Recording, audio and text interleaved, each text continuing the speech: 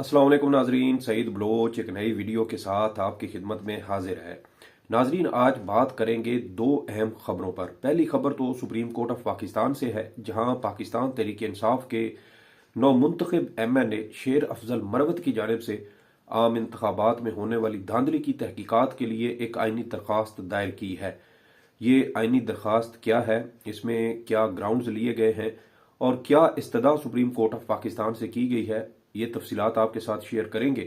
इसके अलावा आपको ये भी बताने की कोशिश करेंगे कि इस आइनी दरख्वास्त में क्या सुकम गलतियां या खामियां हैं और किस तरह इस दरख्वास्त को ज़्यादा बेहतर अंदाज में ड्राफ्ट करके सुप्रीम कोर्ट ऑफ पाकिस्तान में दायर किया जा सकता था, जिससे पाकिस्तान तहरीक इंसाफ को सुप्रीम कोर्ट से इंसाफ मिलने की उम्मीद ज़रा बढ़ जाती।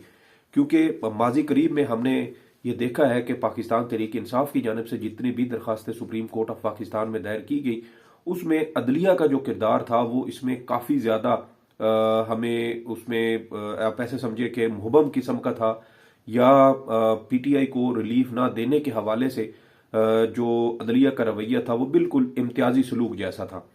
तो इसलिए मेरी ये राय है कि इस दरख्वास्त को ज़्यादा बेहतर अंदाज में ड्राफ्ट करके सुप्रीम कोर्ट ऑफ पाकिस्तान में दायर किया जा सकता था। वो तफसीलात भी आपके साथ शेयर करेंगे।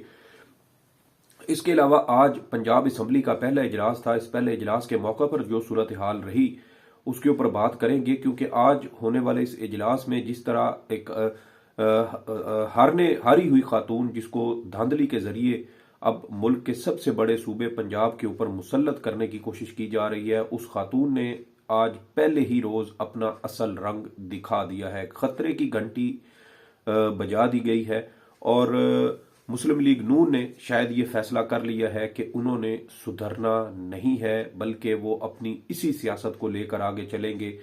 और अगर मुस्लिम लीग नून ये सियासत अपनी बरकरार रखती है तो फिर पाकिस्तान के सियासी, मुआशी और जो जमहूरी बहरान है, फिर उसका कोई हल निकलता हुआ बज़ाहिर नज़र नहीं आता। ये टकराव मजीद बढ़ेगा। तो आगाज़ करते हैं सुप्रीम कोर्ट ऑफ पाकिस्तान में दायर होने वाली एक आइनी दरख्वास्त से।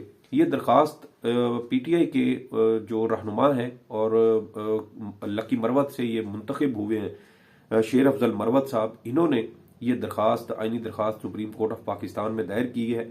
और इस दरख्वास्त में इनकी जानिब से सुप्रीम कोर्ट ऑफ पाकिस्तान से ये इस्तदा की गई है कि कमिश्नर रावलपिंडी के इल्जामात पर इलेक्शन कमीशन की जो कमेटी है उसको कलअदम करार दिया जाए। उस कमेटी को चैलेंज किया गया है। इसके अलावा चीफ इलेक्शन कमिश्नर और मेंबरान इलेक्शन कमीशन की तैनाती को भी इस दरख्वास्त में चैलेंज किया गया है।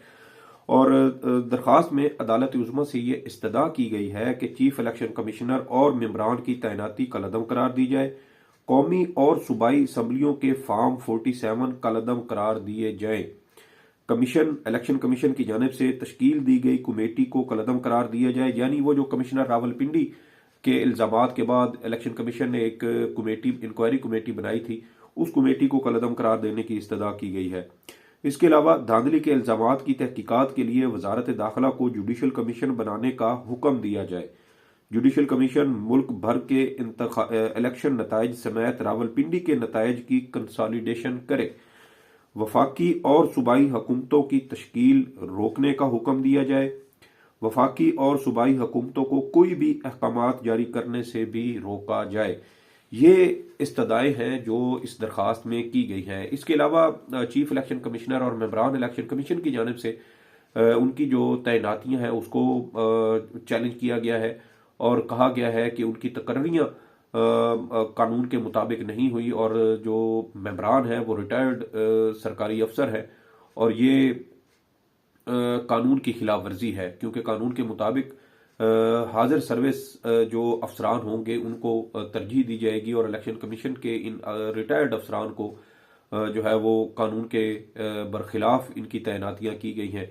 लेकिन सवाल यहाँ पर यह पैदा होता है कि पाकिस्तान तहरीक इंसाफ ने ये कमज़ोर दरख्वास्त सुप्रीम कोर्ट ऑफ पाकिस्तान में दायर क्यों की है। मेरी नज़र में ये कमज़ोर है, उसकी कुछ वजूहात हैं। बतौर कोर्ट रिपोर्टर मैं ये समझता हूँ कि पाकिस्तान तहरीक इंसाफ को अपनी दरख्वास्त इतनी ज़्यादा फैलानी नहीं चाहिए थी, बल्कि एक मखसूस बिल्कुल स्पेसिफिक अपनी ये दरख्वास्त को रखते।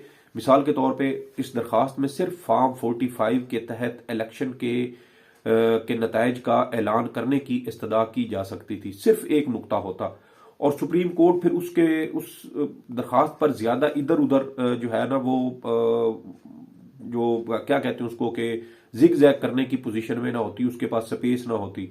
अब ये जो दरखास्त इन्होंने दायर की है, इसमें इन्होंने कमिश्नर रावलपिंडी वाले इल्जामात को भी इसमें डाल दिया, इसमें चीफ इलेक्शन कमिश्नर और मेंबरान की तैनाती को भी चैलेंज कर दिया, फिर फॉर्म 47 वाला मामला भी इसमें आ गया। फिर ये आगे कहते हैं कि धांधली की तहकीकात के लिए जुडिशल कमीशन भी बनाया जाए, और सुप्रीम कोर्ट कई मुतअद्दिद मुकदमात में ये कह चुकी है कि जुडिशल कमीशन बनाने का इख्तियार हुकूमत का है, सुप्रीम कोर्ट उसमें कुछ नहीं कर सकती। तो इस तरह फिर आगे देखें कि आखिर में कि जो हुकूमतें बन रही हैं उनकी तश्कील रोकी जाए, उनको अहकामात जारी करने से रोका जाए।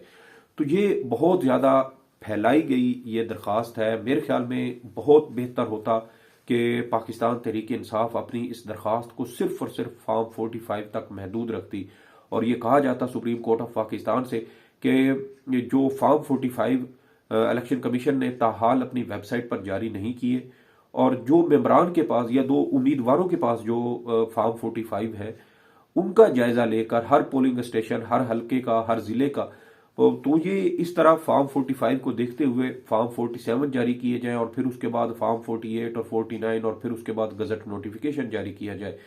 उससे ये होता कि सुप्रीम कोर्ट अगर कहीं जिग जैग करने की कोशिश भी करती, लाइन से हटने की कोशिश करती, तो स्कोप बहुत महदूद हो जाता। और जो नताइज है उसकी बुनियाद ही फॉर्म 45 है। अब पीटीआई खुद ये इल्जामात भी लगा रही है कि जो धांधली है वो अभी भी जारी है, फॉर्म 45 अब भी बनाए जा रहे हैं। तो ये बेहतर हो जाता कि अगर सिर्फ फॉर्म 45 की हद तक रहा जाता, तो फिर एक बार ये नताइज वाला मामला अगर निमट जाता तो फिर दीगर चीजों को भी जो है वो छेड़ा जा सकता था। अब इसमें देखें कि रावलपिंडी कमिश्नर रावलपिंडी के इल्जामात हैं, उसमें चीफ जस्टिस साहब खुद उनको मुलजिम बनाया गया, और साथ चीफ इलेक्शन कमिश्नर और मेंबरान की तैनाती का मामला भी इसमें उठा दिया। तो ये चीजें बहुत ज्यादा फैल गई हैं। सुप्रीम कोर्ट मुझे नहीं लगता कि इस दरखास्त की समाअत करते हुए कोई रिलीफ देगी, क्योंकि ये दरखास्त भी बहुत कमजोर फुटिंग पर खड़ी है, ग्राउंड्स इसके बहुत कमजोर है, मैंने दरखास्त पढ़ी। और इसके अलावा इसकी ड्राफ्टिंग भी कोई ज्यादा बेहतर नहीं है। मेरे ख्याल में अगर ये दरखास्त बैरिस्टर अली जफर, सलमान सफदर या हामिद खान जैसे वकला अगर इसको ड्राफ्ट करते तो ये ज्यादा बेहतर होता। रियाज हनीफ राही साहब इस दरखास्त को ड्राफ्ट करने वाले हैं, और मेरे ख्याल में राही साहब ने पीटीआई को गलत राह पर डाल दिया है। और इस दरखास्त से अगर ये जो धांधली की तहकीकात के हवाले से अगर ये सुप्रीम कोर्ट ऑफ पाकिस्तान से रद्द हो जाती है, खारिज हो जाती है, तो फिर इसका पाकिस्तान तहरीक इंसाफ को बहुत ज्यादा सियासी नुकसान हो सकता है। पीटीआई को इस वक्त हर कदम बड़ा फूंक फूंक के रखना चाहिए, क्योंकि इस वक्त पूरी रियासत उनके खिलाफ खड़ी है, पूरी रियासती मशीनरी उनके खिलाफ खड़ी है, जिसमें अदलिया भी शामिल है। अभी तक अदलिया से पीटीआई को ऐसा रिलीफ नहीं मिला, ऐसा इंसाफ नहीं मिला जिसकी बुनियाद पर यह कहा जा सके कि हाँ, पाकिस्तान की अदलिया एक आज़ाद अदलिया के तौर पर अपने फ़राइज़ सर अंजाम दे रही है। तो इसलिए मैं ये समझता हूँ कि पीटीआई को चाहिए था कि ये इस दरखास्त को इंतहाई स्पेसिफिक रखते, और स्पेसिफिक रखते हुए सिर्फ महदूद जो इनका टारगेट था वो पहले यही होना चाहिए था कि फॉर्म 45 की बुनियाद पर इलेक्शन के नताइज का ऐलान किया जाए। इलेक्शन कमीशन ने अब तक जितने नताइज का ऐलान किया है उनको कलअदम करार देकर फॉर्म 45 के तहत नताइज का ऐलान करने का हुक्म दिया जाए। फिर सुप्रीम कोर्ट इलेक्शन कमीशन को कहती कि इलेक्शन कमीशन फॉर्म 45 को देखे, तमाम उम्मीदवारों को बुलाए, और फिर उसकी बुनियाद पर नताइज का आगे ऐलान किया जाए। तो ये मेरे ख्याल में एक ज्यादा बेहतर और मजबूत ग्राउंड होता, और सुप्रीम कोर्ट को भी इसमें कोई बहुत ज्यादा उछल कूद करने या जिग जैग करने या लाइन से हटकर बहुत ज्यादा बाहर निकल के खेलने का मौका ना मिलता। लेकिन जो दरखास्त ये दायर की गई है, मेरे ख्याल में इसके अंदर बहुत ज्यादा झोल सुकम मौजूद है। इसकी जो लैंग्वेज है वो भी मैंने पढ़ी है, कोई बहुत ज्यादा पुख्ता या पक्की ऐसी लैंग्वेज नहीं है जिससे सुप्रीम कोर्ट के सामने किसी किस्म का कोई बेहतर मुकदमा पेश किया जा सके। इसके अलावा जो दूसरी अहम खबर है वो आज पंजाब असम्बली का पहला इजलास था, जिसमें अरकान पंजाब असम्बली की जानिब से अपने हल्फ उठाए गए। और बड़ी अजीब बात है कि एक खातून जो इलेक्शन हार चुकी हैं, जो वजारत आला के मनसब के लिए मेरे ख्याल में मौजू ही नहीं है, और ना ही उनकी जो इंटेलेक्चुअल कैपेसिटी है वो इस काबिल है कि उनको पंजाब के सबसे बड़े सूबे के ऊपर मुसल्लत किया जाए। पंजाब की आबादी 12 करोड़ से जायद नफूस पर मुश्तमिल है, और क्या एक ऐसी अनाड़ी खातून को वजीर आला पंजाब लगाया जाना चाहिए? ये अगर लगाया जाता है जैसा कि नज़र आ रहा है, तो मेरे ख्याल में पंजाब की आवाम के साथ इससे बड़ा मजाक और कोई नहीं हो सकता। और आज जो सूरत हाल पंजाब असम्बली की बाहर बनी, जिस तरह मियाँ असलम इकबाल जो अपोजिशन लीडर मुमकिन तौर पर होंगे, उनके साथ जो सलूक किया गया, मेरे ख्याल में उसके बाद मुस्लिम लीग नून ने यह वाज़े तौर पर बता दिया है कि वो आइंदा जितने अरसे में उनकी ये हुकूमत रहेगी, जो कि बहुत ज़्यादा नज़र नहीं आती, लेकिन जितना अरसा ये हुकूमत रहेगी वो किस तरह की सियासत करेंगे। वो तहम्मुल, बर्दाश्त, बर्दबारी की सियासत को उन्होंने खैरबाद कह दिया है, क्योंकि इस वक्त पीटीआई के साथ जिस तरह का रियासती फस्तायत और जुल्म और जबर पीटीआई के खिलाफ जारी है, अगर मुस्लिम लीग नून ये समझती है कि पीटीआई को अब उनके साथ बैठना चाहिए, तो फिर होना तो ये चाहिए था कि आज असम्बली इजलास के मौका पर ही मरियम नवाज साहिबा ये ऐलान करती कि जितने भी सियासी कैदी इस वक्त सूबे में कैद हैं उन सबको फौरी तौर पर रिहा करने का हुक्म दिया जाएगा। देखिए ना, आप जब सियासी बुर्दबारी या मसालियत की बात करते हैं तो फिर सबसे पहले उन सियासी कैदियों को रिहा करने का ऐलान किया जाता है, ताकि खैर सगाली का एक पैगाम जाए और फिर उसके बाद मामलात जो है वो आगे बढ़ाए जाए। और यही बात पीटीआई के जो मेंबर हैं, अब मुमकिन तौर पर जनरल सेक्रेटरी के उम्मीदवार हैं, क्योंकि आइंदा माह पीटीआई ने मार्च के महीने में अपने इंट्रा पार्टी इंतखाबात करवाने का ऐलान किया है, जिसमें जनरल सेक्रेटरी के लिए उमर अयूब एक बार फिर मजबूत उम्मीदवार के तौर पे सामने आए हैं। उन्होंने भी एबीएन न्यूज से बात करते हुए ये कहा था कि अगर जो पीपल्स पार्टी है या दीगर जमातें हैं वो समझती हैं कि पीटीआई के साथ उनके मामलात चलने चाहिए, तो फिर इमरान खान, बुशरा बीबी और पीटीआई के वो तमाम सियासी रहनुमा, कारकुनान, खवातीन, उनको फौरी तौर पर रिहा होना चाहिए, और उसके बाद ही फिर आगे ये मामलात चल सकते हैं। तो आज मेरे ख्याल में ये एक गोल्डन चांस था जो मरियम नवाज साहिबा ने अपनी कम अक्ल की वजह से उसको ज़ाया किया।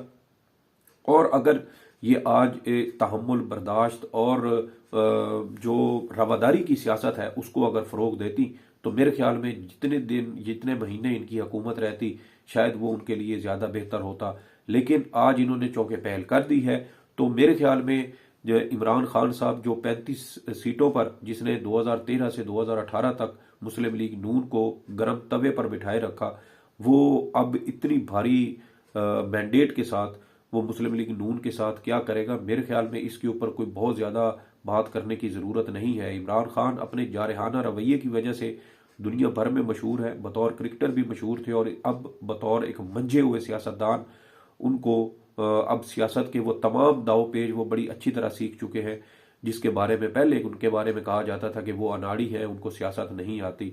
तो अब देखना यह है कि मरियम नवाज साहिबा ने, मुस्लिम लीग नून ने जिस तरह फैसला कर लिया है कि वो नहीं सुधरेंगे, तो मेरे ख्याल में फिर अब इमरान खान बाउंसर और यॉर्कर से मुस्लिम लीग नून को सिखाने की कोशिश करेंगे, और जब इमरान खान साहब सिखाएंगे तो फिर बहुत सारे लोगों को जो उनको सबक सिखाया जाएगा उससे उन्हें बहुत ज़्यादा तकलीफ भी पहुंचने का इम्कान है। तो ये कुछ तफसीलात थी जो आपके साथ शेयर करना थी। इस वीडियो के बारे में आपकी जो भी आरा हो, फीडबैक ज़रूर दीजिएगा।